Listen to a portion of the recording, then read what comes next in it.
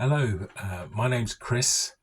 I'm an avid vintage science fiction book collector.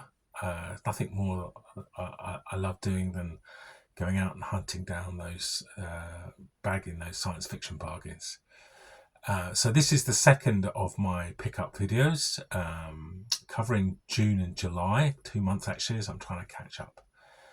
So the first to show today is this absolutely beautiful edition of New English Library Master FS SF series of The Paradox Men by Charles Harkness. Absolutely lovely copy, bit of a faded spine, but lovely nevertheless. And this is a kind of grand space opera type book from the late 40s, early 50s. Next is a beautiful edition of this Digit book. I bag those Digit books, particularly when they're in such good condition as this, that I can. And look at that absolutely beautiful Sam Peff cover there. Beautiful. 1964 that's from.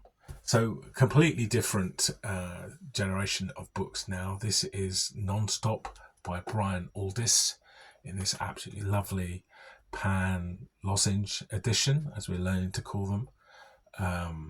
The original book of this is from 1958, but this is a mid-70s edition. Absolutely fantastic cover. Look at that. And I've no idea. I've tried to find out who the cover artist is, but no idea. And this is a stone cold classic. If you love science fiction, even if you just love good books, you must read this. This is a really great book. Next is this mid-50s Bantam book, Frederick Brown's The Lights in the Sky Are Stars. And Frederick Brown always reminds me of The Man in the High Castle, because he's kind of mentioned in that several times. In that alternative universe, he's still a really renowned science fiction writer. So this was written in the mid-50s, but it's set in the millennium. All the stories are, the chapters it goes through from 1997 to 2001. So absolutely lovely. Look at that. Next is a James Blish book, The Seedling Stars, from 59. Beautiful cover from Paul Lure. The blurb at the back says that planted on the planet centuries ago in order to conquer the galaxy, these man mutations have gradually gained control of space. Now they are looking for new worlds to settle, and in their search, it is only natural that they turn to Earth. Absolutely lovely. Next is James Tiptree Jr., 10,000 Light Years from Home. This is, again, another lovely pan lozenge edition from the mid-70s. James Tiptree Jr., of course, was a pseudonym for Alice Sheldon. She kept her gender secret throughout her writing career. And again, beautiful book. Next is absolutely beautiful copy of Henry Kuttner's The Time Axis in Ace. When we say Henry Kuttner, he wrote most of his books, perhaps all of them, in conjunction with his wife, C.L. Moore. So although she isn't acknowledged at all on this, it's quite likely that they wrote this jointly. Absolutely lovely. And again, absolutely mint condition. I mean, when people talk about mint, this is, I think, what they should mean. Absolutely beautiful. Next, we've got a few books with covers by Richard Powers, a great cover artist. And so this is Earthlight by Arthur C. Clarke. It's a Ballantine, 1958, I think. Oh, I need to check. 1955, sorry. So this was the first publication of this book. Absolutely gorgeous. So look at that Richard Powers cover. Then next is Bring the Jubilee. Again, I think I mentioned this in the last video. I had a New English Library Science Fiction Masters copy of this. But this is actually the original. Lovely cover. Again, Richard Powers. Faded spine, but absolutely beautiful.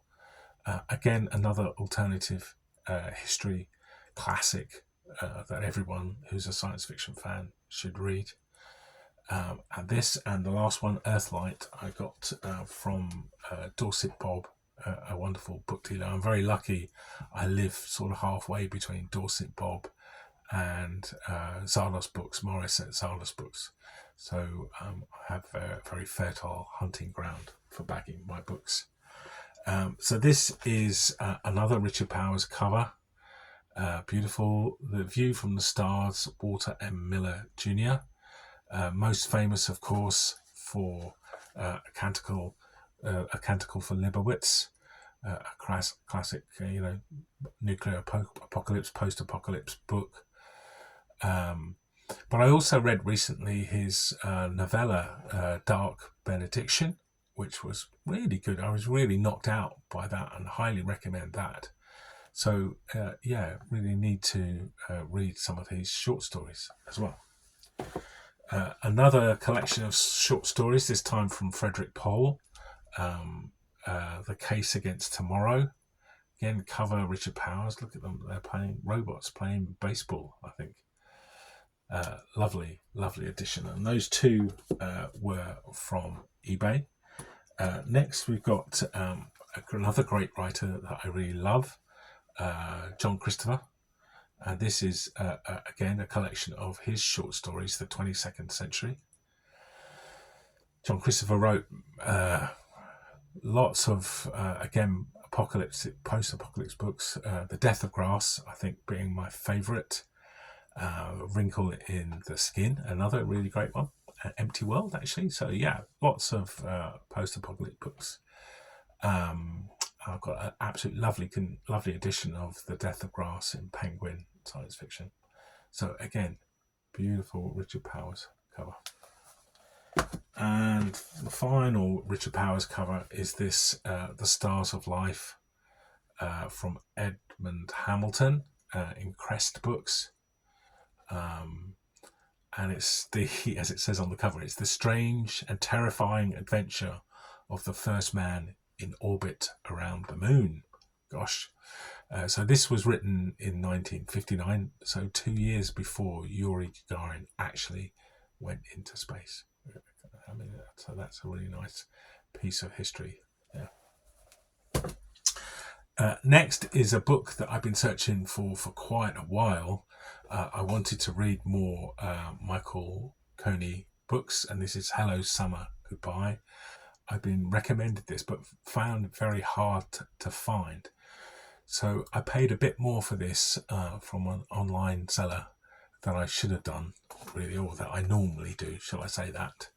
I was really looking forward to reading it, and it is a really good book. I enjoyed it, but I was somewhat disappointed. I don't know why. Maybe it's because I paid more for it than I really wanted to, so that kind of coloured my opinion. I don't know. So maybe I'll read it again in a while and see what I think of it.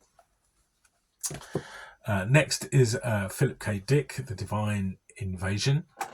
This is Corgi from 1982.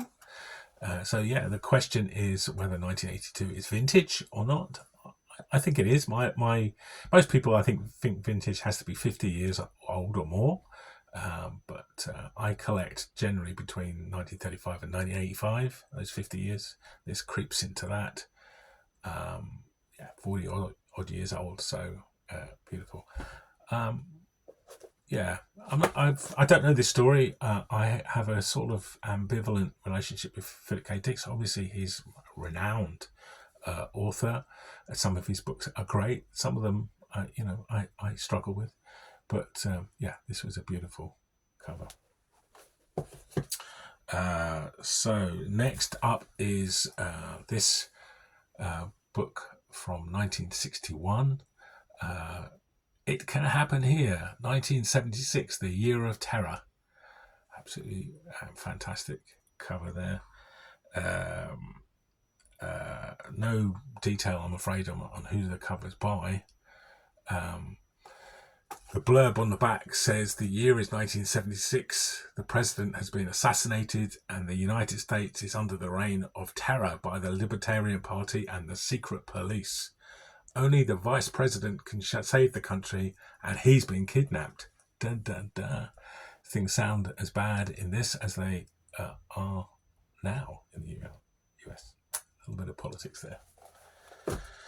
Next is Norman Spinrad, No Direction Home from Fontana, 1978. Again, Norman Spinrad is somebody I want to read more of, but struggle to find here in the UK. This wasn't in the best condition, but I grabbed it. I got it in Oxfam in Reading, which I was shocked to see. Reading Oxfam Music and Books, and they'd stopped selling books. They were only going to be selling CDs and vinyl from now on. So I hope that's not a kind of trend. We have few enough secondhand bookshops as it is here in the UK. So so they didn't have very many books. Maybe they thought this was about Bob Dylan or something. That's why it was still there. Next is Another Digit, a planet named Terra. I don't know much about this at all. 1964. Don't know who the cover artist is. I don't know who Victor Waddy is, but bagged it anyway because it's beautiful. Next up is Mick Farren, Synaptic Manhunt. Synaptic Manhunt, a Mayflower book.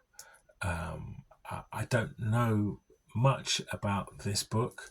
Mick Farren is somebody who's kind of celebrated in Dangerous Visions and New Worlds, that fantastic book I mentioned about new wave science fiction.